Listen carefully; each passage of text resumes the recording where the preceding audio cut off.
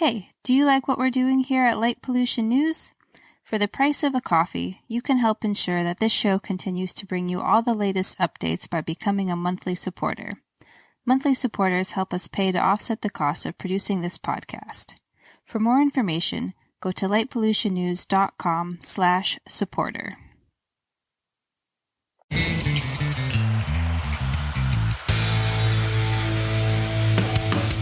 Light Pollution News, Episode 3, Like a Sun. This month, I'm joined by youth advocate Bonnie Peng and conservationist and avid bird enthusiast, you know her, Kaitlyn Evans. We take a look at some of the most interesting articles to grace the topic of light pollution.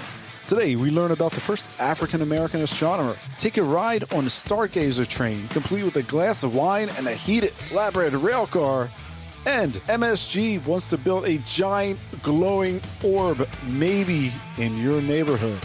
As a reminder, find this podcast show notes with news articles and much more over at our website, lightpollutionnews.com.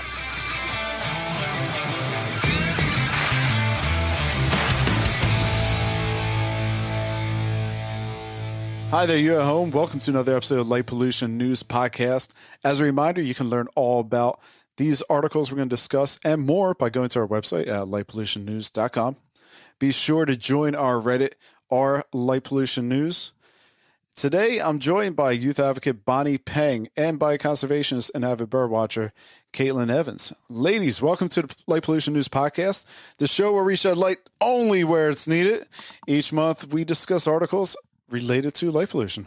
Welcome, Bonnie. Welcome, Kaitlyn. How are you guys doing? Hey, everyone. My name's Bonnie Peng, and I'm currently a junior in high school at Mainland Regional down in South Jersey. I'm super excited to be co-hosting this podcast, bringing you guys some perspectives and opinions from the youth, especially on the issue of light pollution, and I can't wait to start. Awesome. We're glad to have you, Bonnie. Thank you. Yeah, thanks for joining us, Bonnie. Glad you could have you and glad to have the youth perspective as well on our podcast. Be great to hear your insights. Thank you. All right. We're going to kick it off today with this is a doozy. We'll kick it off here.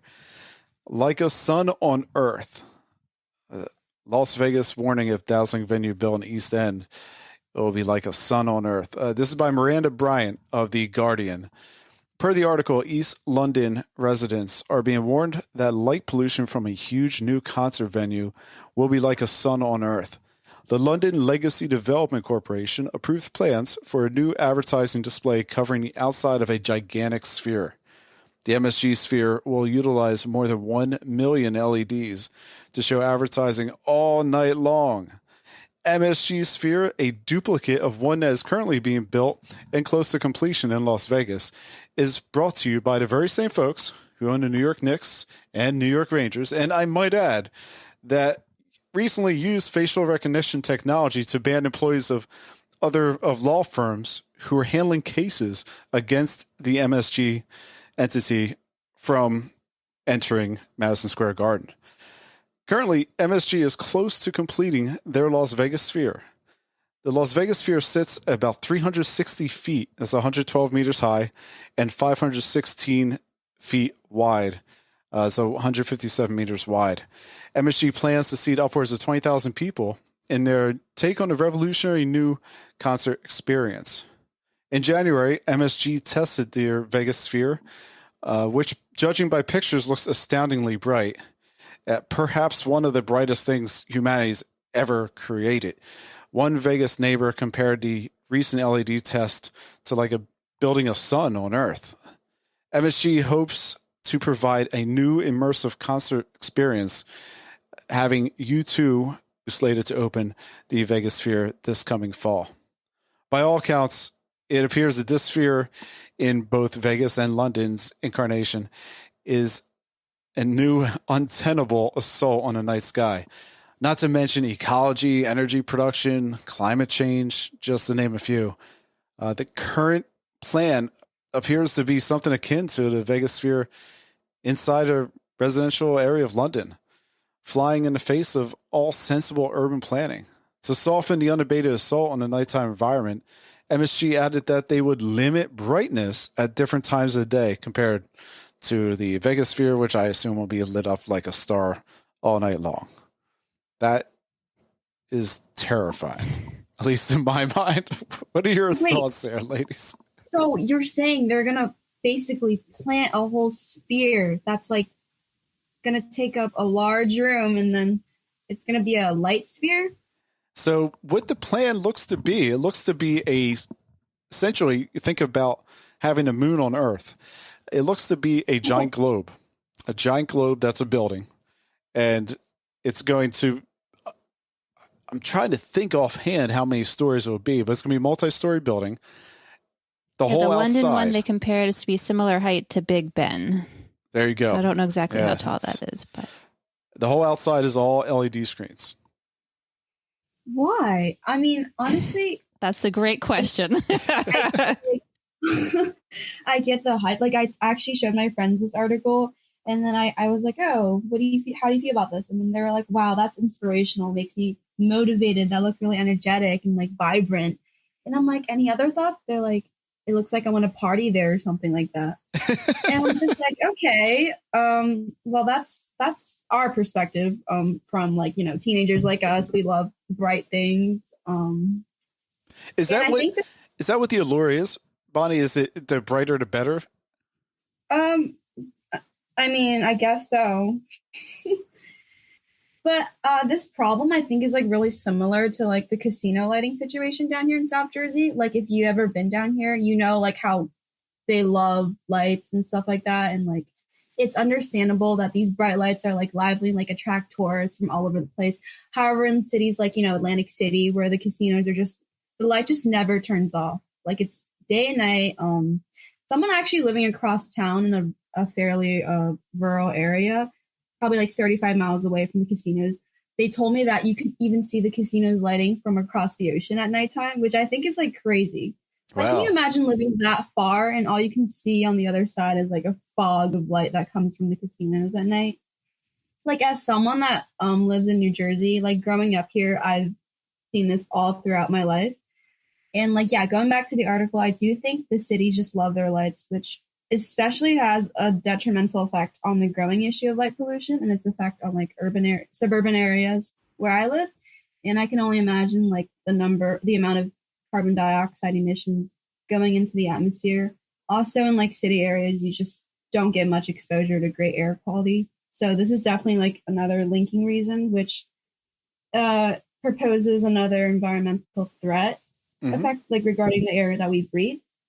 And we like to think like, oh, well, how will this affect my life? Or how will light pollution affect my life? How will this big giant moon thing affect my life? Well, I mean, there's that. Yeah. Right. And just thinking about like the energy, it takes to power something like this, these millions of light emitting diodes going 24/7, like that's a huge energy consumption right there. Yeah. Yeah. Essentially the whole outside is a TV. It's just a giant TV screen. And I guess, so my question back to you, Bonnie, on that, when I go through cities nowadays, we see decorative lighting, and usually they're in these shapes of acorn lights. And I don't know if you've ever seen them. They look like these, they drop down. They're kind of like these light bulbs that drop down. Like the street lights? Street lights, yep. And everything has to be set to kind of the max lighting. So there's the max lumen. So it's as bright as possible, kind of making a glow effect. As a teenager, is that something that you feel is just kind of naturally alluring? Like, is that something that you feel your friends may think is naturally alluring, or is this something that you kind of just have always seen? Like, is this something that you kind of grew up with and you didn't know anything prior? Okay, wait, question. So is the lighting like all day, like all throughout the night, all throughout the morning? Yes. Yep. Yeah, they said the light would be on like all day, and they said potentially could vary in intensity like at night. Like they're hinting at they could take measures to limit the brightness at night, but there's no details as to, how much they would actually limit the brightness. Okay, I'm going to be honest. Speaking for like other teenagers, they'll definitely not like, they won't think too much about like light pollution when they see it. They're going to be like, oh, light, fun. But like for me, now that I've like recognized that light pollution is a big issue and that this could potentially affect all of us, I'm just like, why? Like I understand like why it would be there just for like amusement purposes, but like then again, I don't think it should be going like lit up the entire like the whole day. I feel like that's just too much energy waste, too much carbon dioxide, unnecessary carbon dioxide emissions going into the atmosphere again. But I mean, I'll make exceptions if it's like around Christmas time, you know. I feel like it makes sense. Okay. Okay. Do you think if you were to see say, the picture they have there is a very kind of a fluid concert thing going on the outside of venue, right? The inside of venue, for those of you at home, you might not have seen pictures of this. Bonnie, this is you're probably not going to know what I'm going to talk about here, but the old timers, if you remember an IMAX, this is kind of a glorified IMAX experience. It looks to be very much like an IMAX experience just for concerts. So augmented reality type IMAX type experience. It looks to be really cool inside. I gotta give it to them. On the outside, what do you think about the? Do you think that level should have definite exceptions? Say like Christmas time, we have say from a week before or 3 weeks before Christmas, all the way down to like the week after Christmas. Should that be as Christmassy bright as possible, or should there be exceptions for like bird migration season, say in the spring and the fall, or something like that? Work like what I'm trying to ask is, what's the benefit to having it off versus having it on? So we have the climate, right? We have the a climate piece that it has to, right? It has to be using a lot of energy. We're not talking about like changing an LED light bulb. We're talking about a whole building that's multi-story building that's a TV, right? So I'm just curious, what would the trade-off be? What would you expect to see? Would you want it to be dimmed about like 15% in bird migration season, or would you want that to be dimmed all the way down to say 70% reduction? And then around Christmas time, we can crank that up so it makes sure it lasers through everyone's windows. Okay, first, I like the Christmas idea. I think that's definitely a really playful approach to like the holiday season. And like when you're talking about the bird migration, I don't think like teenagers like us, we care that much about like, you know, like bird migration and stuff like that. We just want to party all day, all night. That's the hard truth. I don't think they're gonna care too much about the environment, so they're gonna love the idea of the globe and like the brighter it is, you know. Yep. Yeah, I mean that's a fair perspective for sure. I think we've all been there, Bonnie. Yeah. All right, going to do a couple of quick hits here. There's a U-turn on plans to change street lighting at night. This one comes to us from the BBC. Initially, South End city leaders planned a cost savings initiative to dim 90% of the city's lights on a revised sliding scale between 11 p.m. and 5 a.m. So what they're saying is that they're going to reduce the city's lights gradually. They already have a program in place, and they're actually going to revise that program. However, fearful residents protested, fearing and, of course, citing safety. So the initiative was thwarted. Per the plan, lights would have reduced about 30% between 1 to 5 a.m., but instead, since it's been thwarted, the current plan remains in place where the levels are 30% of their maximum brightness between 2 a.m. and 5 a.m. Second quick hit, do look up. 1,000 streetlights at risk of falling. Wellington tells residents. Tess McClure from The Guardian brings us this story. Have you ever wondered what it's like to have a bulk sack of rice fall on you? It's probably not pretty. Maybe a microwave? You guys ever consider that one? Well, this is your chance. Apparently, hundreds of streetlights have begun dropping without warning. Lamp heads weigh about 33 pounds, 15 kilograms. Richard McLean of Wellington City Council warned residents of this deadly danger. So a reminder, keep your heads up, folks. You never know. That is a scary proposition. Okay, wait. This article, that was very interesting. Like, I'll be honest, I have never thought of this. Like, I've never heard of this problem. Like, I don't think I ever seen it happen before, but it's funny because if I told my physics teacher this problem, he'd blame it on the engineering difference. He'd blame it all on the engineer and how, like, they didn't do the physics or math right, and that's why they're falling. But however, there are like factors that could contribute to this, such as like, weathers, like natural disasters, like temperature changes. So this could also be inevitable. But yeah, I think this issue should be investigated because I do see this being a potential danger. I mean, I wouldn't want to be dumping out my trash in the morning and then waking up in a hospital bed. Right, I agree. They seem to be treating this very casually for having, a 30-pound streetlight that could be falling and taking people out. I mean, a microwave? That's crazy. That'll do some damage for sure. That will do some damage. Watch out. All right, time to change the tenor away from those depressing stories. Before we get into the main article, I just wanted to touch base with some fun ones. Death Valley. Death Valley's Sky Festival sees the largest attendance in 13-year history. Martha Cruz of News 3 Vegas. Death Valley celebrated the night this past February 10th through the 12th, grossing close to 6,000 visitors over the course of 3 days. Folks were treated to a slew of nighttime activities, including talks, field trips, astrophotography workshops, night sky tours, and more. That's a pretty cool little thing going on out there.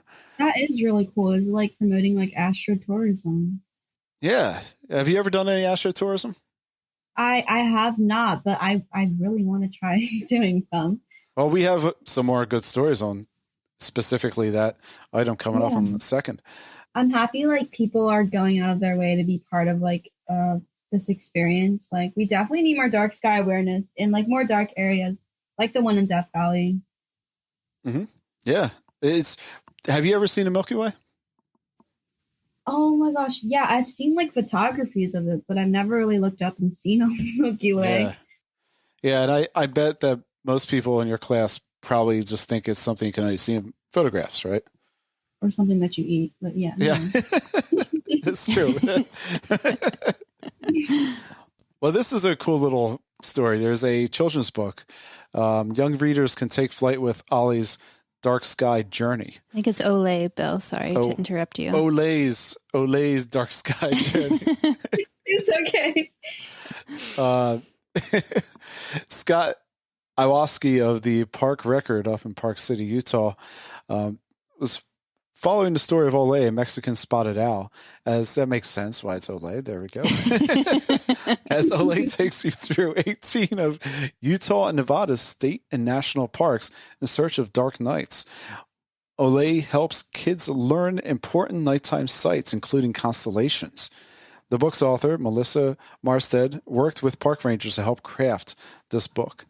So that's a nice little piece if you have any children out there that maybe not you, Peng, or Body, that if you have them. But yeah, this is a really nice little thing you can get for the young ones out there. Yeah, I definitely think about getting it for my nephew. He's a little over 2 and he's into all kinds of animals. He loves the moon. Seems right up his alley.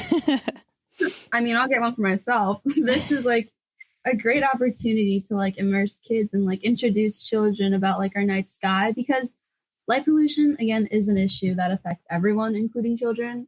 And there's a whole world out there, or I guess I should say up there, that a lot of kids don't know about. So yeah, I think it's important to expand the audience and for kids to grow up knowing the stars and planets. Right. And if you don't know what you're missing, why would you bother to try and save it or protect it? Yeah, making sure that we do our parts as like advocates. And as a teen, I'm glad we're trying to gain more audience from different perspectives. And it's never too late to teach someone about like the stars until, of course, we can't see them anymore. Yeah. I can say here in Philly, it goes. I don't know how many. I haven't counted. I'm doing. I'm not good with doing my star counts, but I would say we're probably in the 25, maybe 30 stars you can see. But that's that's going by the wayside probably. It's another story. Have a go at astrophotography, zip wires, and walks at night in the Starry Festival. Rachel Rogers of York Mix. This is pretty cool. Check this out. In North York Moors, this is a Bortle, I want to say 4 or 5 sky in northern England.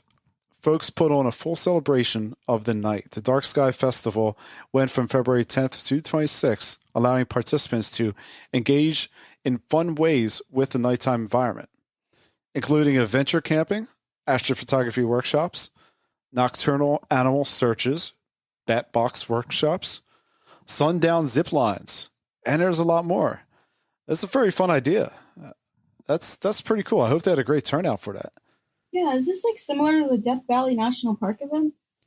Yeah, except for, I mean, this seems a lot more fun, honestly. It seems like it has a lot more activities and arts and crafts and a zip line. Yeah. Hopefully in the future we'd have more of these events near me, Yeah, well, something like this. Would this be, I mean, a lot of times I think when you're trying to translate the reasons to protect the night, or the reasons to engage with the night, not even protect it, just engage with the night ecology and the stars and everything, it's really mellow. It's not, it's not like a thrill ride. And here they have zip lines, and here they have, you can go out and try and see if you can find, nighttime animals, essentially. That feels like it's in a much more fun. Much more fun, engaging too. Right, for most people, right? Mm-hmm. I could totally see myself making core memory there, like kind of like that family bonding type of event or something. Yeah, exactly. Family bonding. You guys would be screaming as you go down the zip lines, right? I am very adventurous, so. Next up, this vintage train takes you out to stargaze near Santa Fe. Erica Mailman of the Time Out. Are you looking for some stateside fun? Well, check this out. If you could take a ride on the Stargazer train and be treated to a guided tour of the night sky by an astronomer with live music and even a complimentary glass of wine, except for Bonnie, sounds... Well, aren't you adults lucky? Someday you'll be there too, Bonnie. Don't worry. It sounds like a relaxing way to end a long week, right? According to Mailman, the Santa Fe Conservation Trust, researchers have determined that a single unshielded street lamp can affect the view of the night sky for an observer upwards of 125 miles away. Maybe London's Mayor Sadiq Khan could be told that or informed of that, or might have to remember that when he's putting his new Death Star in the residential area up there. I'm still a minor, so I'm not going to get too excited about the wine part, but I definitely see great benefits in this event for adults. If I were legal age, this would definitely be something on my bucket list, and this is definitely something that I would romanticize. I mean, isn't there like a whole moon that you see on this? And then, here you get live music, right? You get live music. You get music. You get to go on a train. Yeah, ride. It said there's even a flatbed car you go out to observe on with a heated floor, like. Wow. Very luxurious. Wow. Heated floor in a flatbed car. That sounds fun. All right. Next up, how reading the night sky helped Black Americans survive. And this one is going to be the feature article for the month here. This comes to us from Heather Greenwood Davis at National Geographic. Have you guys ever heard of Benjamin Banneker? Not until this. Well, this is one we probably all should have heard of. I doubt conventional American history or whatever partisan colored history they teach today, and that's not trying to take a side or another, references Banneker. Banneker is the son of a former slave and the son of a former indentured servant. However, he left his mark on history as the first African-American astronomer of notoriety. So he's born in 1730s, and this is during the colonial time.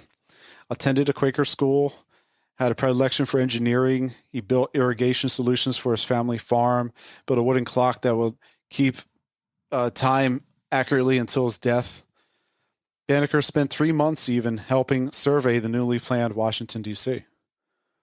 In the 1790s, following that time, Banneker's notable contribution derived from being the first African-American to produce astronomical calculations used in identifying statistical details of astronomical alignments and tide times.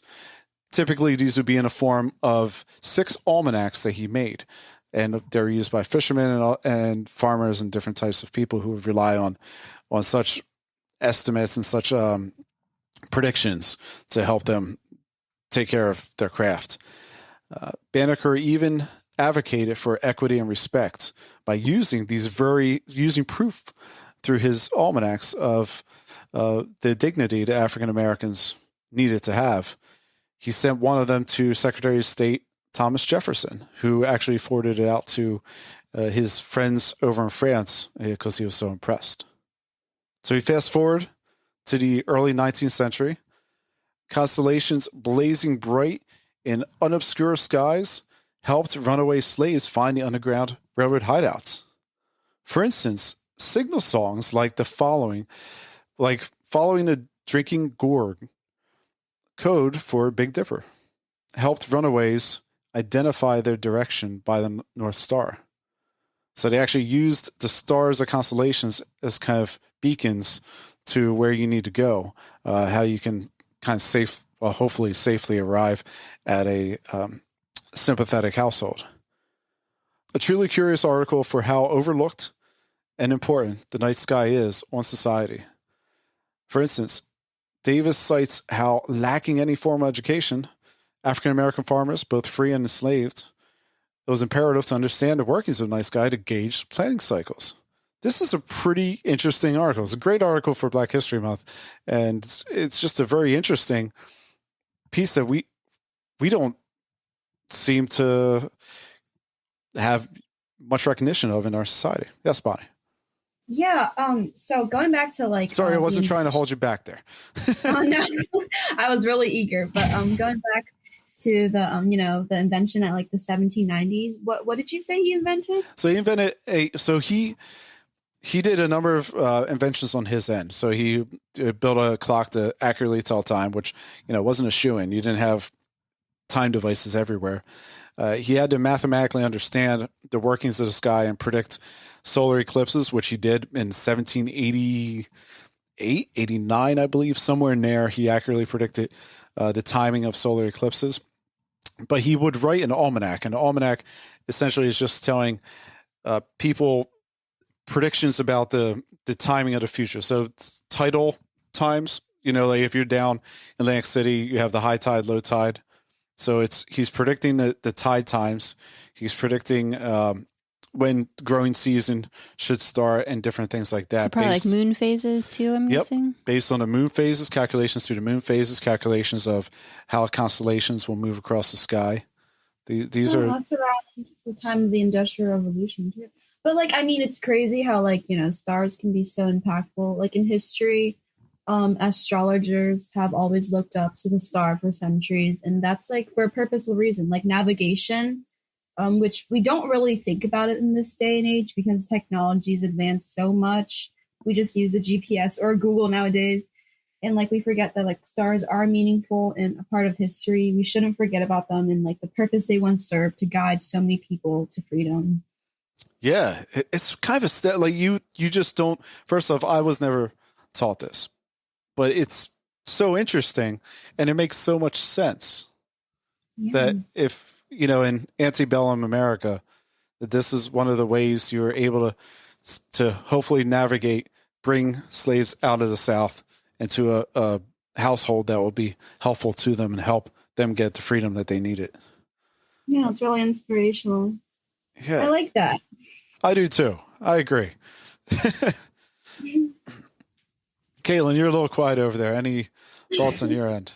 No, I think it was really interesting. And just, I'm not an astronomer myself, but I can't even fathom being able to do the calculations required to predict a solar eclipse.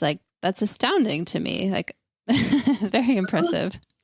Banneker he did go to Quaker school, but a lot of this stuff, he learned a lot of stuff on his own, and it shows you that, and this is 1790s we're talking about. It shows you how, first off, self-initiative, but he was an outspoken advocate for African Americans, trying to earn African Americans' dignity. It's a great story, and it's definitely one I'm glad we were able to discuss here.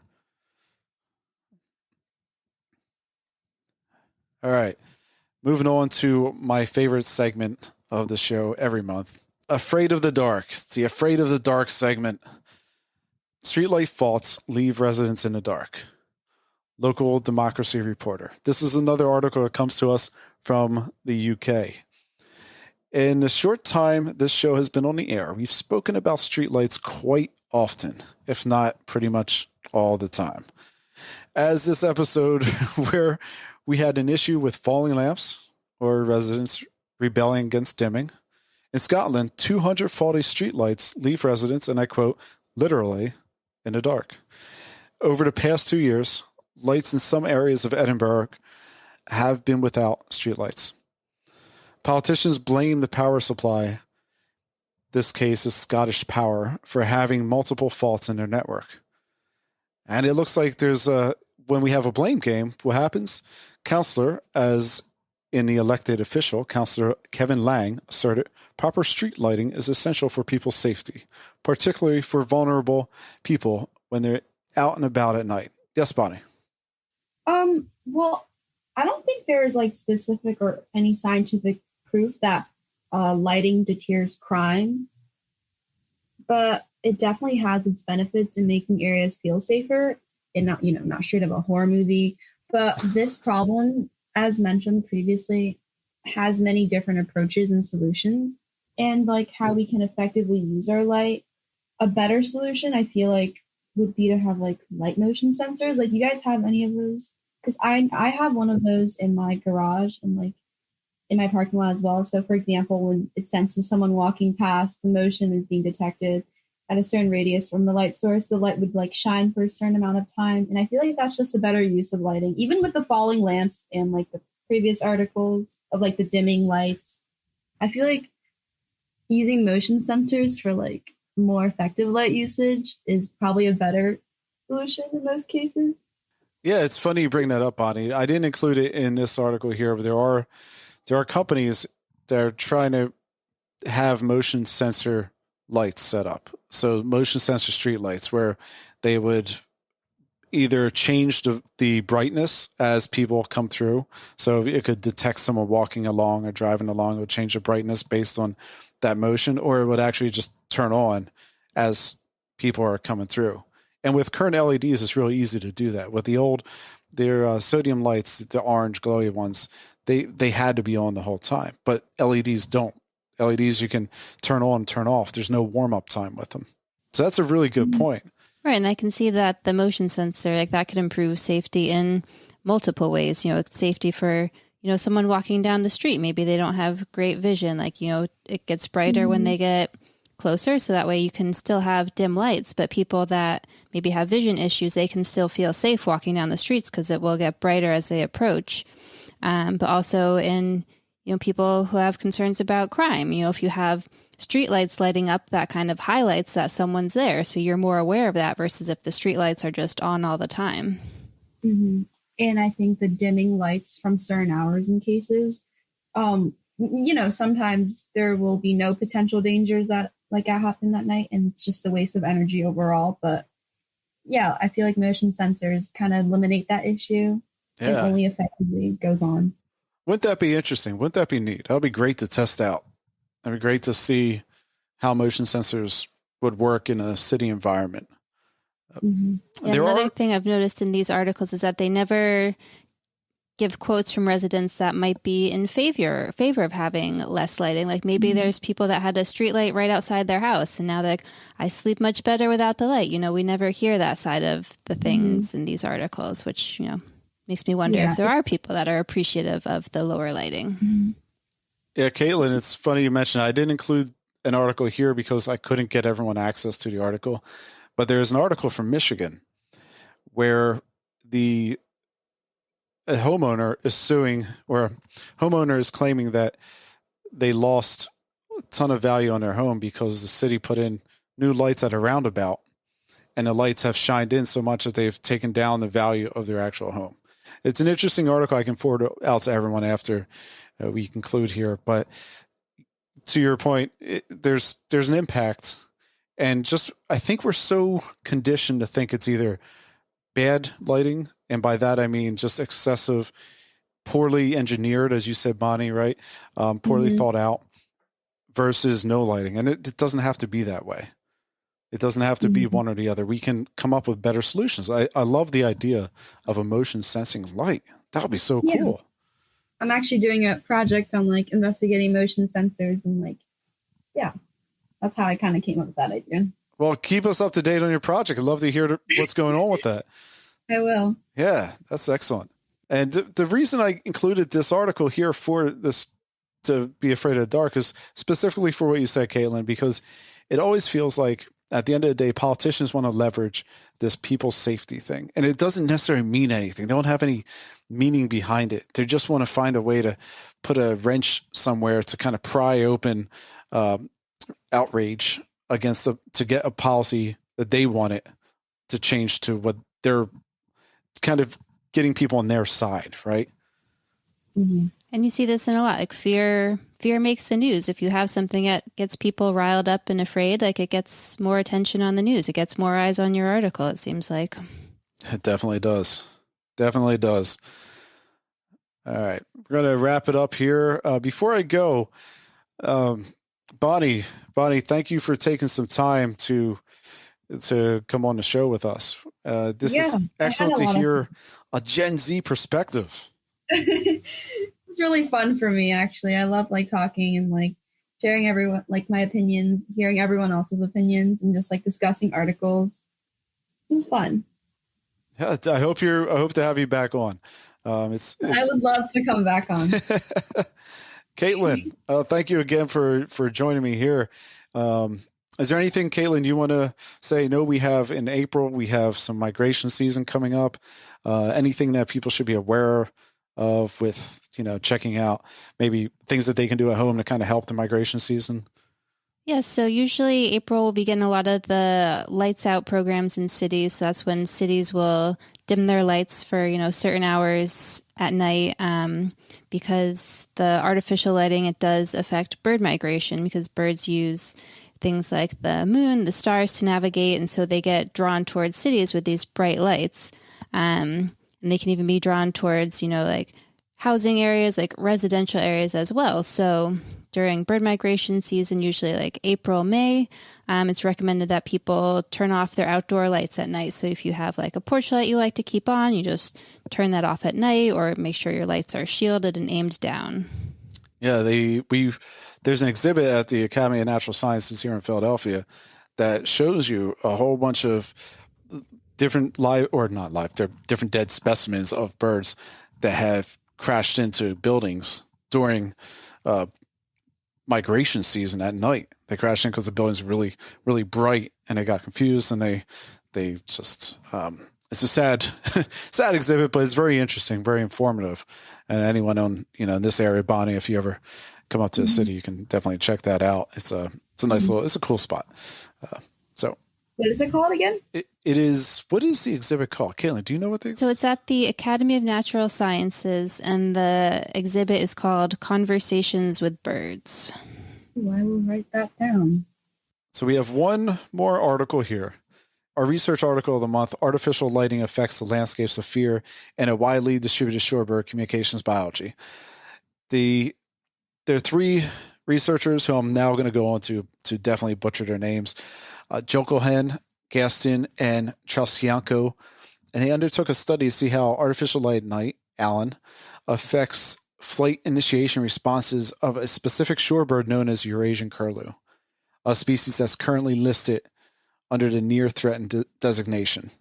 Their research asserts that in low-lit areas, such as areas with a forest obscuring light, they also note, I think, moonlight as low-lit areas. So they're talking about really versus direct, say, street lamp, which you have a high level of lumens. The flight responses to perceived predators led the birds to initiate flight from a shorter distance of perceived threat. So the birds will fly away later. It will be more of a last-minute flight departure than if it was a very bright area. Then they would actually kind of fly away earlier. So they'll be able to actually see the predators earlier.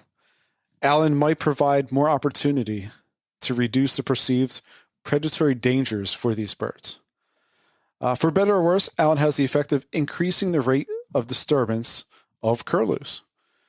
Its impact on curlews' foraging behaviors and predation of other animals who are looking to eat the curlews has yet to be studied. So, Bonnie, I see you're over there raising the hand. Yeah. So when you say ALAN, is that an acronym for artificial light? Yes. Yep, night? That's right. Mm-hmm. Yep, artificial light at night, ALAN. And that affects the curlews, which are a species of birds? Yeah, yes. They're a species of shorebird. And so basically what the article is saying that in lower light levels, the perceived threat has to get closer to the curlew before it takes off and flies. But at brighter light levels, the perceived threat can be further from the curlew before it will take off and fly. So if I'm getting this right, the more artificial light there is at night, the more dangerous it is for the curlews, or? So it's just, so the brighter it is, the further the further distance the curlews can perceive a potential threat. Oh, so it like helps them in a way? So I guess they're not really sure of the impact. So what they're suggesting is that it's disturbing their foraging behavior more often. So they are flying and moving their foraging locations. So one theory is it could potentially negatively impact their foraging behavior. Like they might be getting less food because they're constantly flying because of some potential perceived danger. Oh, okay. I understand now. Thank you. Mm-hmm.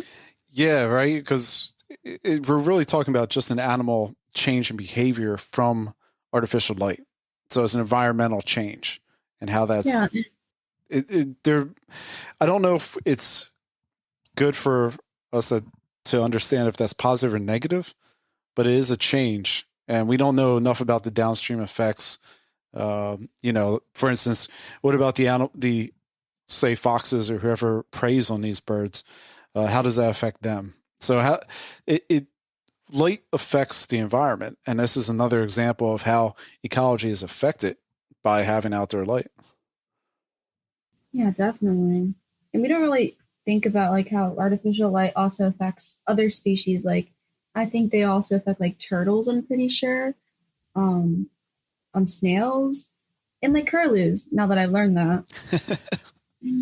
Yeah, it actually, when you go down to parts of Florida, they'll have dark sky rules for the beach, so that way the sea turtles aren't confused by lighting, because they can get really confused. So they have a lot of warm, low-level lights, which actually I find add to kind of a nice ambiance at night, because you can go, your eyes are already starting to get night adapted because it's warmer light.